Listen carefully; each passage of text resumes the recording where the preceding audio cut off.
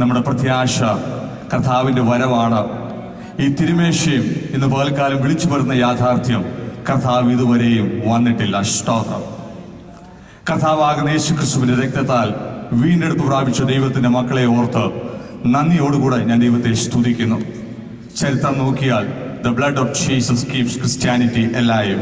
ഇന്ന് പകൽക്കാലം ജീവനോടെ ദൈവത്തിൽ കടന്നു വരുവാൻ ഇടയായിത്തീർന്നതിന്റെ യാഥാർത്ഥ്യം എന്തെന്ന് ചോദിച്ചാൽ കർത്താവാകുന്ന യേശുക്രിസ്തു നമുക്ക് വേണ്ടി തകർക്കപ്പെടുവാനായിട്ടിടയായിത്തീർന്നു. സ്തോത്രം. Praise God.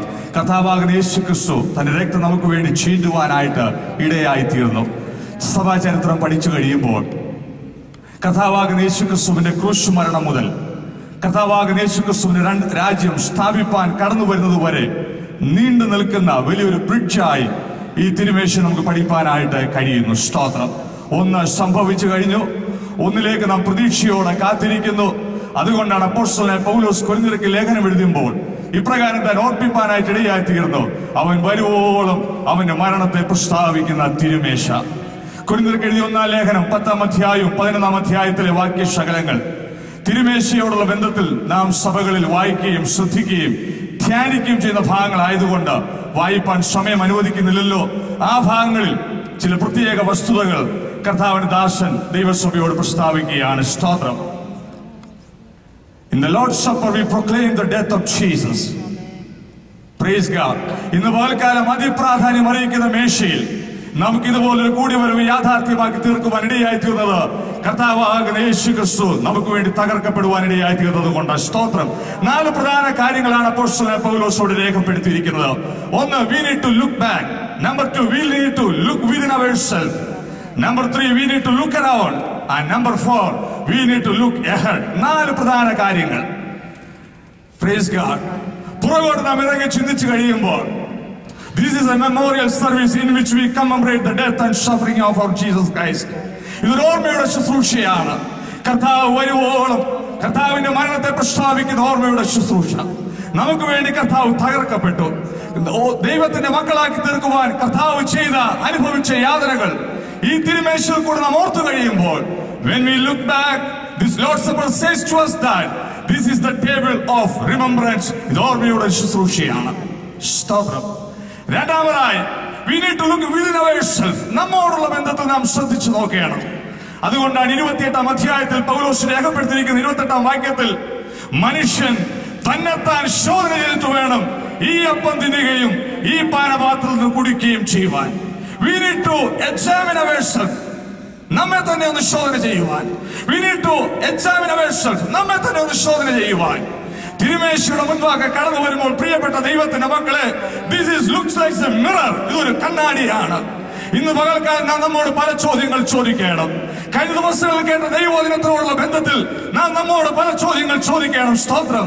വിശുദ്ധ ജീവിതത്തോടുള്ള ബന്ധത്തിൽ ദൈവസഭയിൽ പ്രാധാന്യം കുറഞ്ഞിരിക്കുമ്പോൾ, സുവിശേഷീകരണത്തോടുള്ള ബന്ധത്തിൽ സമൂഹത്തോടുള്ള ബന്ധത്തിൽ ദൈവസഭയിൽ പ്രാധാന്യങ്ങൾ കുറഞ്ഞിരിക്കുമ്പോൾ, ഇന്ന് പകൽക്കാലം എന്നെ ശ്രദ്ധിക്കുന്ന പ്രിയപ്പെട്ടവരെ, ചില യാഥാർത്ഥ്യങ്ങൾ, ചില ചോദ്യങ്ങൾ നാം നമ്മോട് തന്നെ ചോദിക്കണം.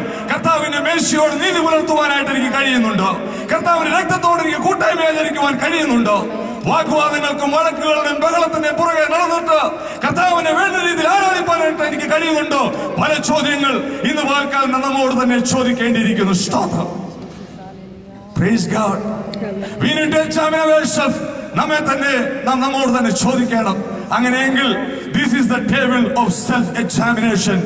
നമ്മെ തന്നെ ശോധന ചെയ്യുവാനുള്ള ഒരു ടേബിളാണ്. സ്തോത്രം. മൂന്നാമതായി കർത്താവിന്റെ ദാസനാകുന്ന പൗലോസ് താൻ 1-ാം ലേഖനം 10-ാം അധ്യായത്തിൽ പ്രകാരം പറയുന്നു, നാം നുറുക്കുന്ന ഈ അപ്പം കർത്താവിന്റെ ശരീരത്തിന്റെ കൂട്ടായ്മയാ. നാം വാഴ്ത്തുന്ന ഈ പാനപാത്രം കർത്താവിന്റെ രക്തത്തിന്റെ കൂട്ടായ്മയാ. അതുകൊണ്ട് പലരാകുന്ന ക്രിസ്തുവേശുവിൽ ഒന്നാണ്. ഇന്ന് പകൽക്കാലം ഞാൻ ദൈവത്തെ സ്തുതിക്കുന്നു. പീശിനാക്കുപോലുള്ള കോൺഫറൻസുകൾ ദൈവസഭയിലുള്ള വിവിധ പ്രിയപ്പെട്ടവർക്ക് കടന്നു വന്ന് ഒരുമിച്ച് ദൈവത്തെ മഹത്വപ്പെടുത്തുവാൻ വേദിയാകുന്നത് ഓർത്ത് നന്ദിയോടെ ഞാൻ ദൈവത്തെ സ്തുതിക്കുന്നു. But Pishinak is not the reason for this fellowship. Pishinak is not the reason for this communion. But for every season, Jesus is behind the reason. In the work of ദൈവത്തെ സ്തുതിപ്പാനായിട്ട് കഴിയുമ്പോൾ for every reason, for every season, Jesus is the reason. നമ്മുടെ കർത്താവാകുന്ന യേശുക്രിസ്തു നമുക്ക് വേണ്ടി തകർക്കപ്പെട്ടത് കൊണ്ട്. യേശുവാണ് ഈ കൂട്ടായ്മയുടെ കാരണം. ഇപ്രകാരമുള്ള പ്ലാറ്റ്ഫോം പീശിനാക്ക് നമുക്ക് വേണ്ടി ഒരുക്കുന്നെങ്കിലും ഇന്ന് പോൽക്കാലം മറക്കപ്പെട്ട കുഞ്ഞാടിനെ വാഴ്ത്തുവാനായി ഇതുപോലെ ലഭിക്കുന്ന വേദികളെ ഓർത്ത് ഞാൻ നന്ദിയോടെ ദൈവത്തെ സ്തുതിക്കുന്നു. അങ്ങനെയെങ്കിൽ when we look around, നമ്മുടെ ചുറ്റുപാടുകൾ നാം ശ്രദ്ധിക്കുമ്പോൾ, this is the table of communion. ഇത് കൂട്ടായ്മയുടെ കമ്മ്യൂണിയൻ ആണ്. നാലാമതായി എന്റെ വാക്കുകൾ ഞാൻ സംഹരിക്കട്ടെ. മുന്നോട്ടുള്ള ജീവിതത്തോടുള്ള ബന്ധത്തിൽ ശ്രദ്ധിക്കുമ്പോൾ, ഭാവിയോടുള്ള ബന്ധത്തിൽ ശ്രദ്ധിക്കുമ്പോൾ പൗലോസ് അവിടെ ഓർപ്പിക്കുകയാണ്, കർത്താവ് വരുവോളം. ഇന്ന് പകലിലും യേശു വിളിച്ചു പറഞ്ഞ യാഥാർത്ഥ്യം, കർത്താവ് ഇതുവരെയും വന്നിട്ടില്ല. കർത്താവിന്റെ വരവിനെ നോക്കി പാർത്തുകൊണ്ട് വിശ്വാസത്തിനോടും വിശുദ്ധിയോടും കർത്താവിന്റെ വരവിനെ പാർത്ത് നോക്കിയിരിക്കുന്ന ദൈവത്തിന്റെ മക്കളെ, this is the table of expectation. വിശ്വാസമുള്ള, പ്രത്യാശയുള്ള ഇന്ന് പോൽക്കൽ എല്ലാവരും കരങ്ങൾ ദൈവത്തെ സ്തുതിച്ചാട്ട്. This is the table of expectation. Praise God. ഇനിയൊരു ഭീഷണിയാക്ക് നമ്മുടെ മുമ്പിൽ ഉണ്ടാകുമെന്ന് നമുക്കറിയത്തില്ല.